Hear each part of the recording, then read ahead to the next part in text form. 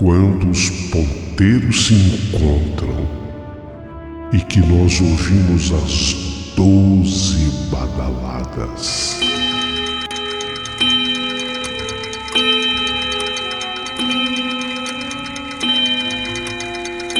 A hora que se anuncia é meia-noite. Uma hora em que tudo pode acontecer, inclusive nada. Mas hoje, muitos acontecimentos. Vamos à história de hoje.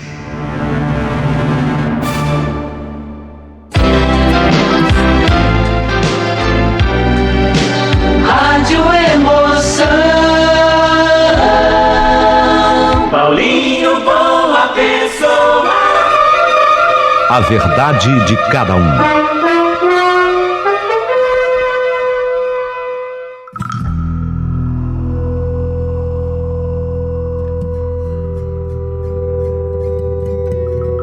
Meu querido amigo Paulinho Boa Pessoa, as pessoas mais antigas ou as mais velhas, elas sempre têm causos para serem contados, né?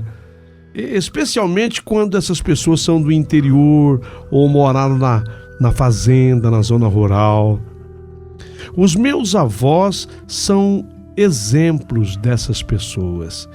E eu sempre gostava de ouvir as histórias que eram muito intrigantes e que sempre despertavam dúvida na minha cabeça com relação a serem histórias reais, verdadeiras, ou se aquilo era um caos, de repente, que foi criado de boca em boca.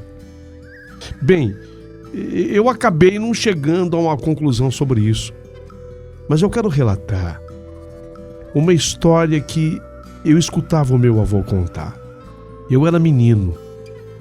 Eu tinha de 11 para 12 anos de idade.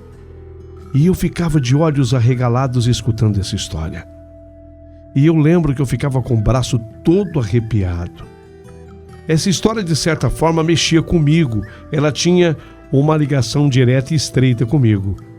Então eu peço a você que vai escutar que chegue à sua própria conclusão. Mas eu vou ser muito fiel ao relato do meu avô, uma vez que essa história eu ouço, olha, já tem mais de 30 anos. Meu avô, como já disse, viveu a sua vida inteirinha na zona rural, em fazenda, na época onde não existia, lógico, a energia elétrica. E nem, muito menos, as tecnologias que nós possuímos hoje. A vida era completa e totalmente diferente. Conta o meu avô que lá nas redondezas de onde ele morava, se falava muito das crianças da madrugada. Crianças da madrugada, avô? Crianças da madrugada. Eu escutava falar sobre isso desde que eu era um rapazote. Era um pouquinho mais velho que você. Você tá com idade de quanto agora, Ricardo? Eu tenho 11 anos, vô. Eu era um pouquinho mais velho que você. Eu já era um rapazote. Eu escutava falar das crianças da madrugada. Mas sabe, eu não tinha certeza se aquilo era verdade ou não. E você sabe que tudo que você coloca na cabeça um dia acaba sendo esclarecido para você. E tudo se esclareceu na cabeça aqui do seu avô. Eu ficava assim atento a tudo que ele falava. Mas a história era que contava-se que em determinada estrada, em certa época do ano, pessoas que porventura precisassem passar por ali, caminhar por ali, nas altas horas da noite, adentrando a madrugada, relatavam essas pessoas que ouviam vozes vindo do meio da mata. A mata ladeava a referida estrada, ou como o meu avô chamava, a reta. Algo que gelava o corpo inteirinho da pessoa, inclusive o meu, enquanto meu avô relatava tudo isso. Uma vez que todos sabiam que não tinha casa ali por perto e que crianças rindo, cantando cantigas de roda no meio da madrugada, no meio do mato, no lugar esmo, nossa, aquilo era totalmente improvável, totalmente fora da normalidade. Obviamente, essa estrada era, portanto, bastante evitada ao máximo após o sol se pôr, a não ser que fosse em caso de extrema necessidade. E assim, por pessoas corajosas, ali recebia a visita de alguém na madrugada. Do contrário, não. Ou quem sabe um desavisado que não conhecesse a história pudesse passar por ali. Meu avô, ele disse que tinha dúvida sobre a história das crianças da madrugada, porque ele só ouvia relato de pessoas que também tinham escutado os outros falarem. Nunca de ninguém que teria vivido realmente a situação. Até que certa vez, o meu avô iria viver tudo isso. Aí não foi ninguém que falou para ele. Tudo foi vivido pelo meu avô. E nele eu depositava toda a minha confiança. Dizia o meu avô.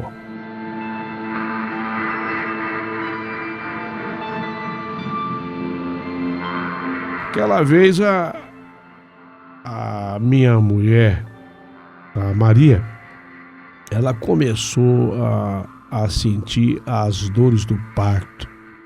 Era o nosso primeiro filho. E era preciso, recorrer aos trabalhos de uma parteira. E em toda a fazenda era costume ter uma parteira. Porém, para o meu desespero, a parteira que tinha na minha fazenda estava acometida de uma enfermidade, estava doente e impossibilitada de prestar o socorro para minha mulher. Fiquei desesperado. Ei, Ricardo, fiquei desesperado, meu neto. A solução seria pegar uma charrete e ir buscar uma parteira noutra fazenda que ficava do outro lado. E aí fazia-se necessário eu passar pela tal estrada no horário já avançado. Mas fazer o quê? O vô precisava. Não dava para esperar amanhecer o dia de jeito nenhum, porque o risco seria grande. A minha Maria já suava com o socorro das outras mulheres, passando mal para ter o nenê. Ela estava gemendo de tanta dor, suava, coitadinha, desesperada.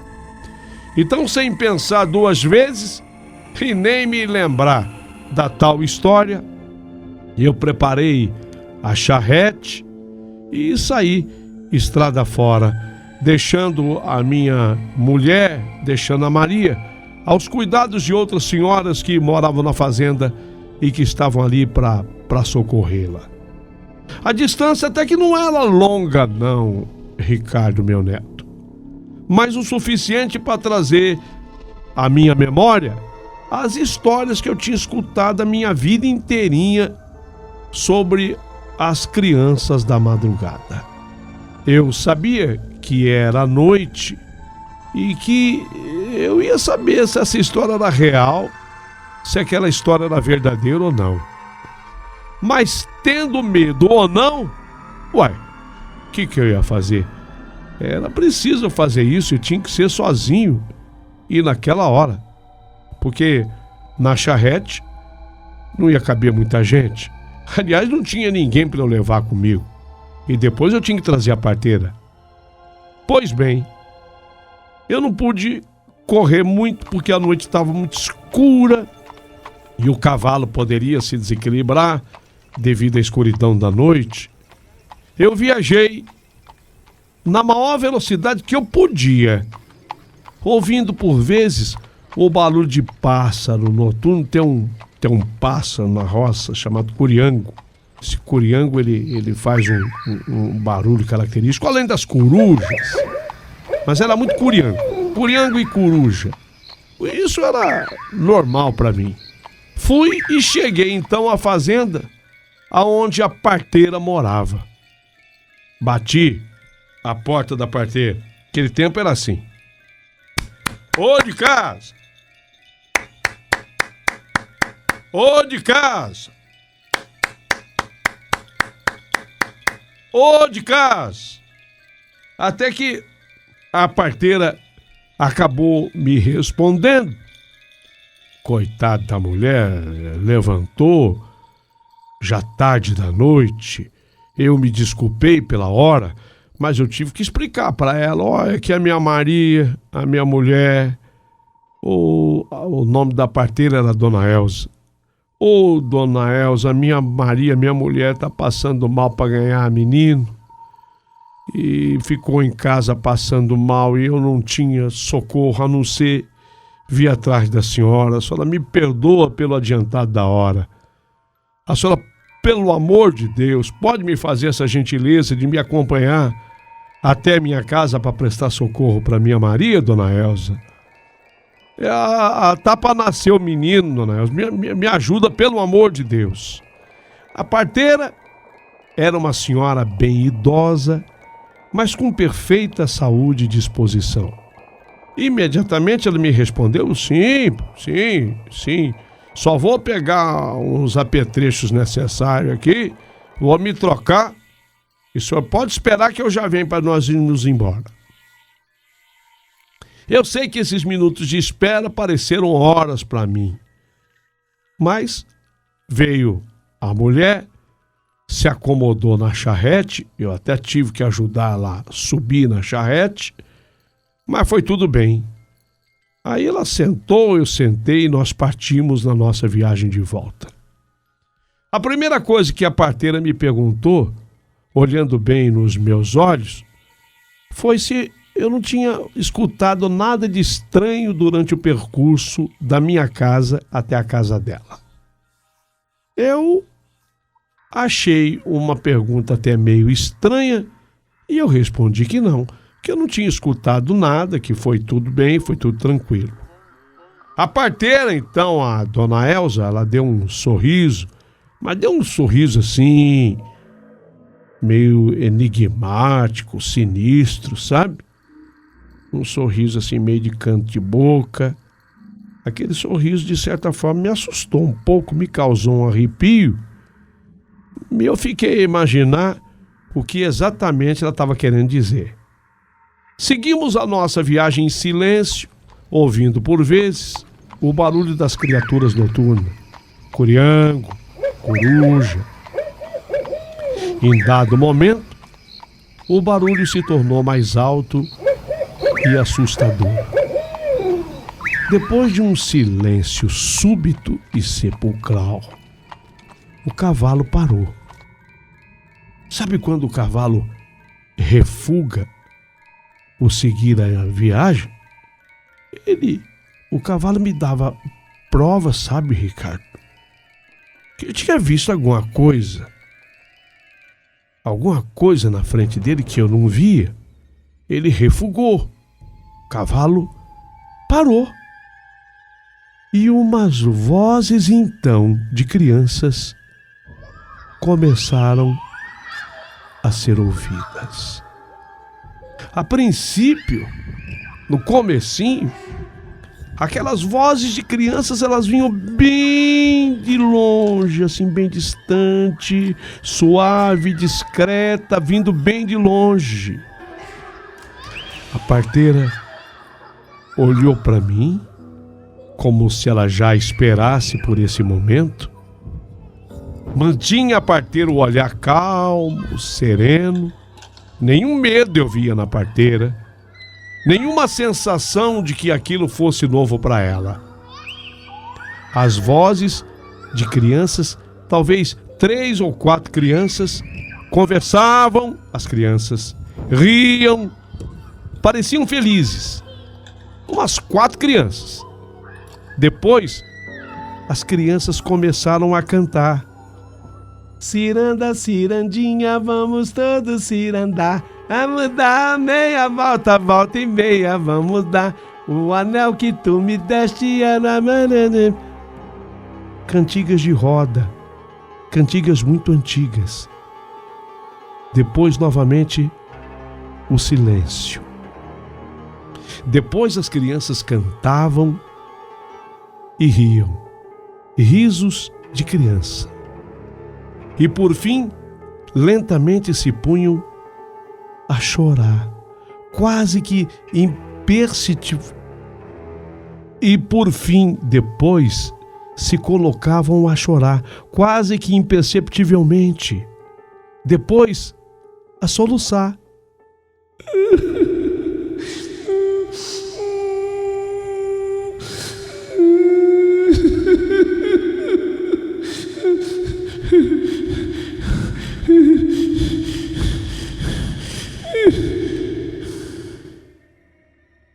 Ah, meu neto Ricardo, nesse momento, eu nunca senti tanto medo, meu neto.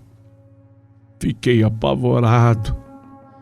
Aquelas crianças choravam tão perto da gente e soluçavam.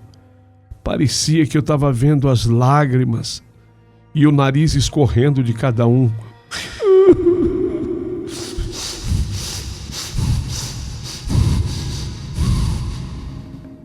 Que medo que me deu, Ricardo. A parteira continuava na sua tranquilidade assustadora.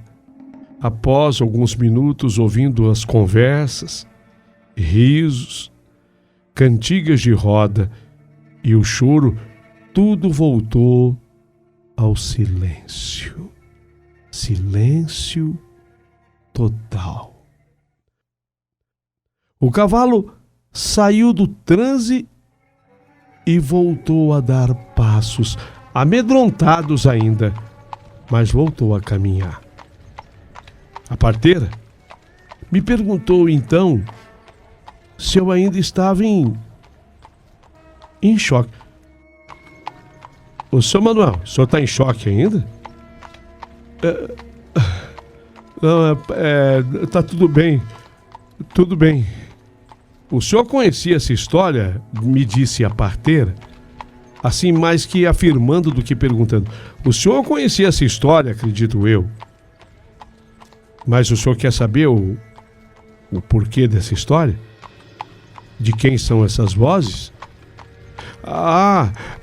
Sim, senhora. Eu conhecia. Eu conhecia, sim, eu já tinha escutado falar. Eles falam que são as crianças da madrugada, né?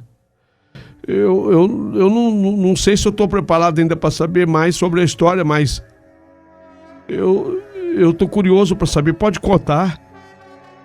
Conta-se, senhora. Foi quando a velha senhora parteira começou o seu relato.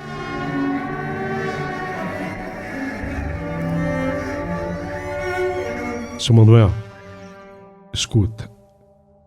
Há muitos anos aqui nesse local, tinha um fazendeiro que ele almejava ter filhos homens para herdar sua propriedade e que todas as suas posses continuassem através dos seus filhos.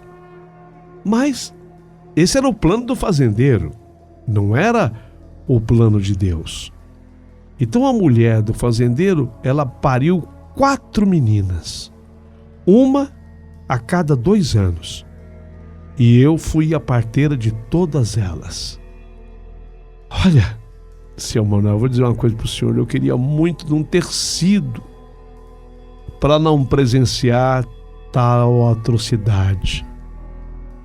Eu queria muito não ter sido, mas infelizmente eu fui.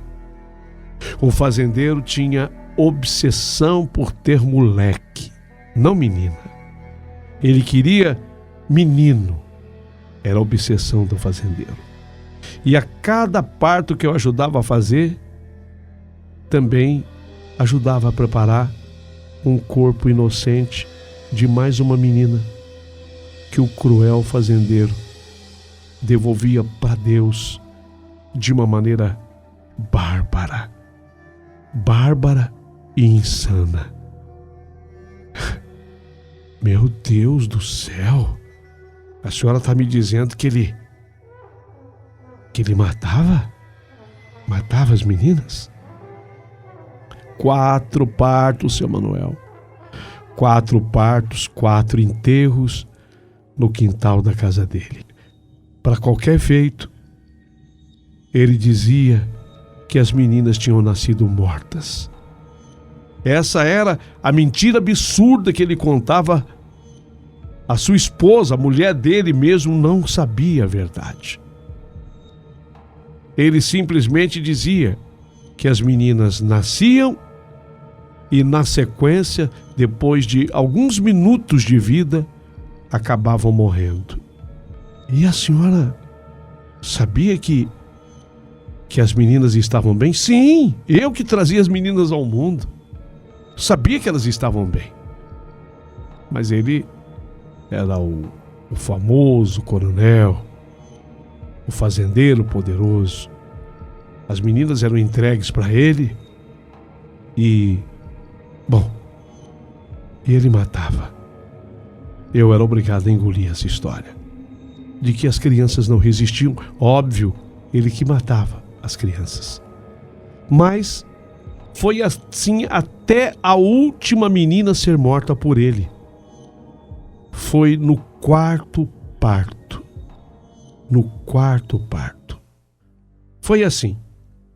No quarto, quando eu fazia os partos, sempre estavam apenas eu, o fazendeiro e a mulher dele, claro. Ele era poderoso e rico. Eu, como o senhor está vendo, eu nunca fui diferente disso. Eu era uma pessoa pobre e jamais iriam acreditar em mim. Eu passei anos e anos sendo atormentada, até que no 4º parto, não mais aguentando aquilo, eu contei para a mulher dele toda a barbárie que eu tinha presenciado. Eu me lembro, eu esperei. Quando ele saiu com a menina do quarto, eu falei para ela: Dona Zefa, escuta, é mentira. O que é mentira, Dona Elsa? Dona Zefa, é mentira que as meninas morrem. Ele mata. Quem? O seu marido. O seu marido, ele mata as meninas porque são meninas. Porque ele quer menino. Ele que mata. A senhora entendeu? A senhora entendeu? Hein, Dona Zefa? Entendi, Elsa. Entendi. Quando eu acabei de contar para a mulher o que ele fazia com as filhas, a mulher entrou em desespero, chorando copiosamente. Me disse que desde a morte da primeira filha, sentia que algo estava errado, mas ela não podia confrontar o marido, que era cruel e que queria meninos ao invés de meninas. Voltei para minha residência depois do 4º parto e sempre orava pedindo a Deus para que desse força e discernimento para aquela pobre mulher, Dona Josefa, Dona Zefa, para que ela tivesse forças para viver apesar de tudo o que acontecia na vida dela. Mais ou menos um ano depois eu fiquei sabendo que a tal mulher, a Dona Zefa, ela tinha perdido sua sanidade. Ela havia ficado louca, e louca, ela havia matado o seu marido. O fazendeiro, certa noite, enquanto dormia, ele foi surpreendido por uma paulada na cabeça.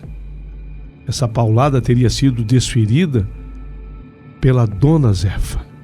E depois de Dona Zefa ter feito isso, ela teria dado cabo à própria vida.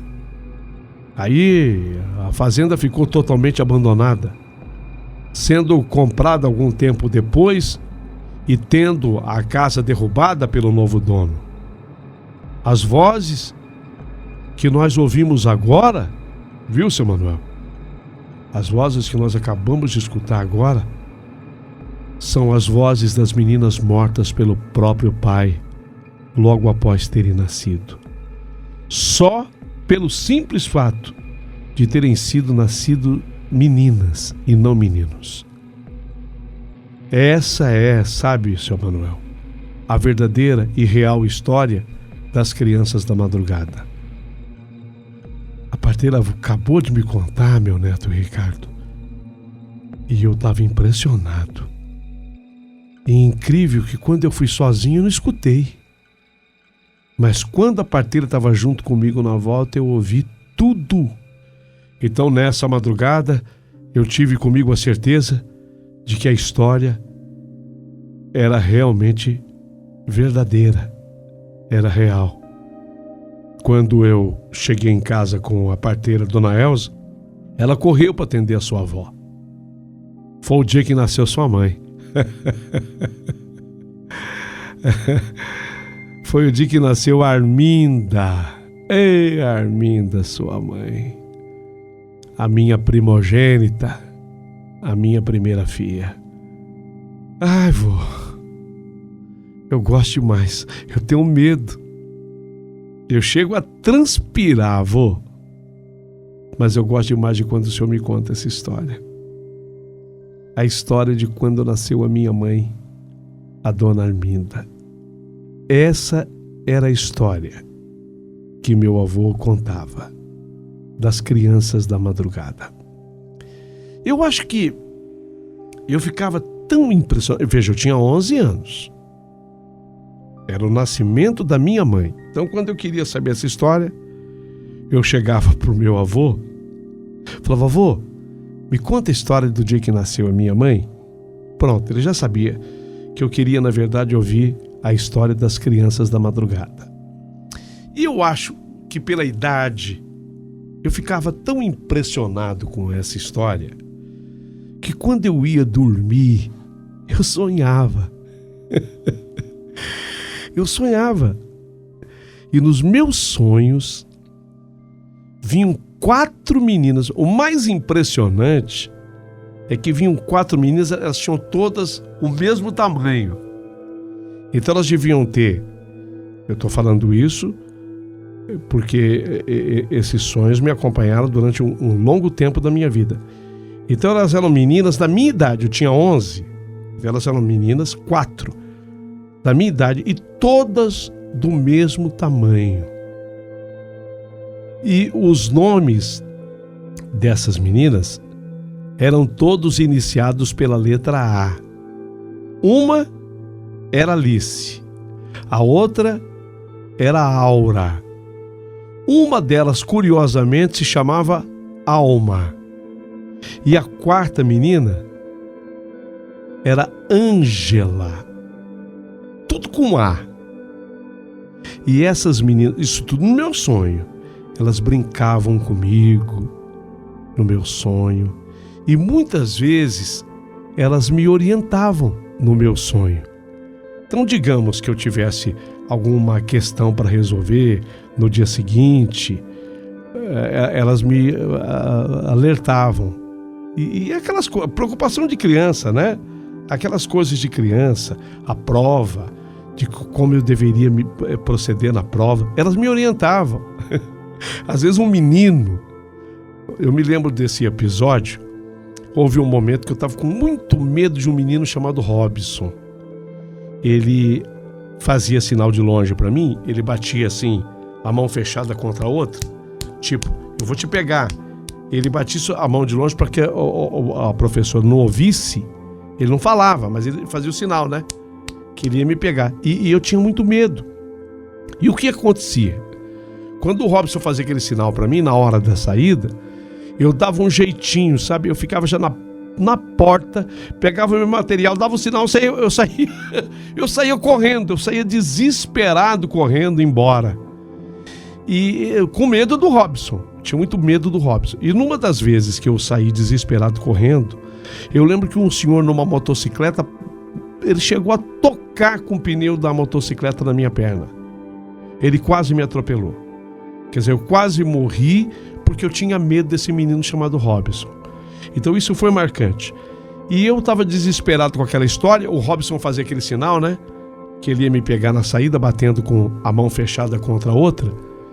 E numa noite, eu fiquei tão desesperado que eu fui dormir e sonhei com as 4 meninas.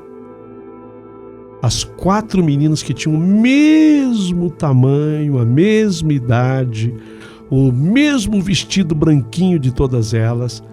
E aquela que se chamava Alma, tinha uma delas que se chamava Alma. Chegou no sonho e falou assim: olha, você não precisa ter medo do Robson. Eu vou te falar o que você vai fazer. Amanhã, quando o Robson fizer o sinal para você, você vai fazer o sinal para ele também. E você vai ficar esperando o Robson na saída. Você vai ficar esperando ele na saída com os punhos fechados, assim, as duas mãos. Certo? Certo. Foi sonho. Olha que coisa interessante. No dia seguinte, eu não comentei aquilo com ninguém, mas o sonho na minha cabeça, vivo. Eu fiz exatamente o que a alma havia recomendado no sonho que eu fizesse. Quando o Robson fez o sinal lá com o punho fechado, batendo uma mão contra a outra, eu fiz a mesma coisa para ele. Ele demonstrou ficar mais nervoso. Eu falei assim, tô te esperando lá fora. E lá fora eu fiquei esperando, eu tirei a camisa. Eu usava uma camisa clarinha, branquinha da escola. Eu tirei a camisa, tipo assim, para não sujar a camisa. Fiquei sem camisa e com os dois punhos cerrados. Aí a molecada já fez aquela roda. E eu dizia, tô esperando o Robson. Mas pra quê? Quando o Robson saiu, que ele viu aquela rodinha pronta, e eu lá esperando por ele, sem camisa, com os dois punhos fechados, o Robson virou um canudo. Você sabe o que é virar um canudo? É sumir no mundo de tanto correr. Foi aquela zoação dos meninos. Ê, medroso! Ê, medroso! Ou seja, no final de tudo, o Robson fugiu. Nunca mais o Robson ousou a mexer comigo e tampouco me fazer sinal de que iria me pegar. Sem que houvesse briga, não houve necessidade. Ele ficou assustadíssimo com a minha atitude, que me foi ensinada por uma das meninas do sonho. Não é de impressionar? Não é de impressionar. Veja, a história era contada pelo meu avô, mas o sonho ainda me acompanhava. Hoje, eu fiz questão de escrever essa história como sendo a história da meia-noite. Eu espero que você tenha gostado e tenha certeza absoluta de que tudo que foi dito aqui foi dito com a maior sinceridade do mundo. Sou eu, teu ouvinte de todos os dias. Eu sou Ricardo, casado com uma mulher espetacular que é a Celina, que me ensinou a gostar de você. É uma pena que o meu avô já não esteja mais aqui.